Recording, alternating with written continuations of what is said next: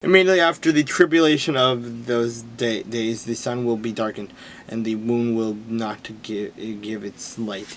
The stars will fall from heaven, and the powers of heaven will be shaken.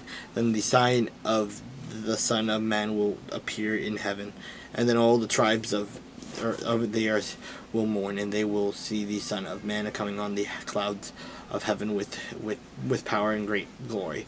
And he will send his angels with a great sound of a trumpet, and they will gather together his elect from the four winds, from one end of heaven to the other.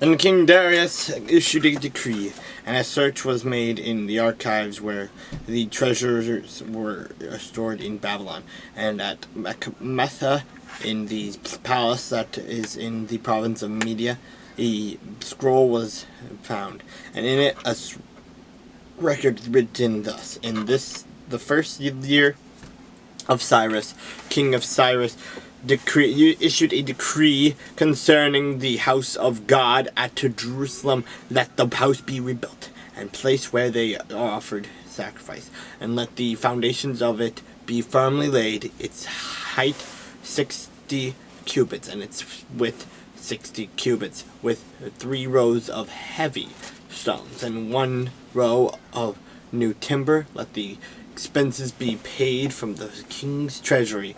Also let the gold and silver articles of the house of God, which Nebuchadnezzar took from the temple which is in Jerusalem and brought it to Babylon, be restored and taken back to the temple in which is in Jerusalem, each to its place, and deposit them in the house of God.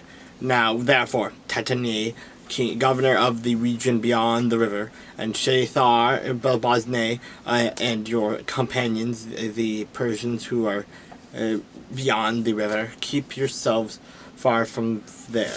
Let the work of the house of God alone. Let the governor of the Jews and the elders of the Jews build this house of God on its site.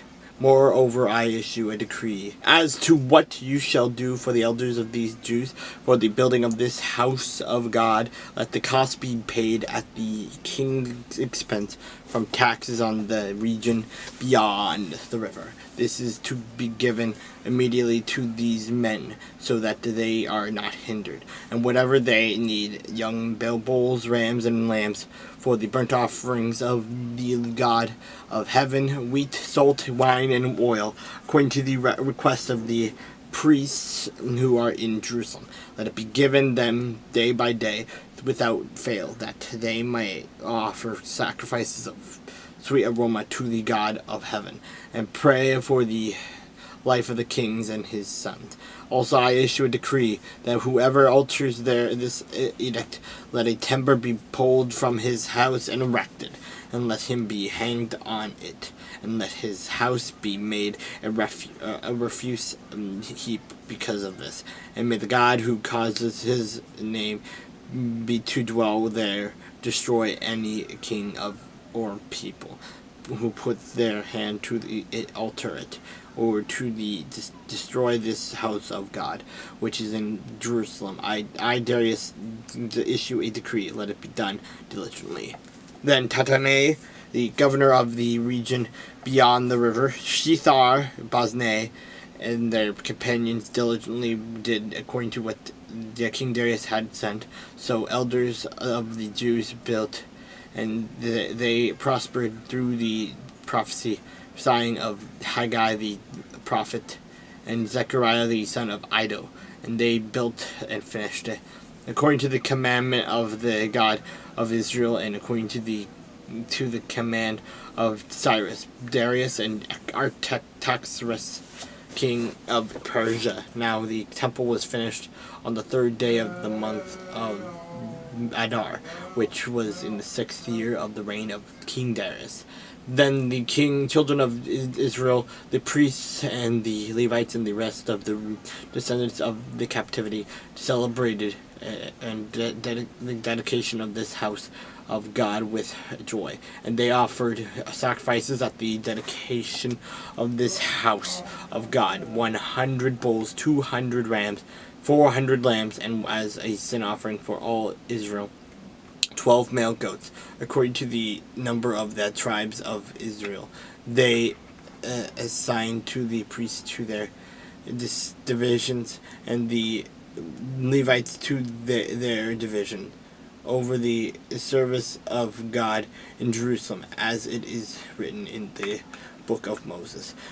And the descendants of the captivity kept the Passover on the 14th day of the first month, for the priests and the Levites had purified themselves. All of them were richly clean, and they slaughtered the Passover lambs for all the descendants of the captivity, for their brethren the priests, and for themselves.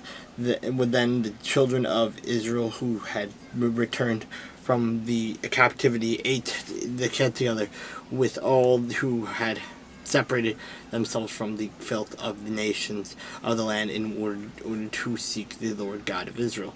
And they kept the feast of unleavened bread 7 days with joy, for the Lord made them joyful, and turned the heart of King Azariah toward them, to strengthen their hands in the work of the house of God, and God, the God of Israel.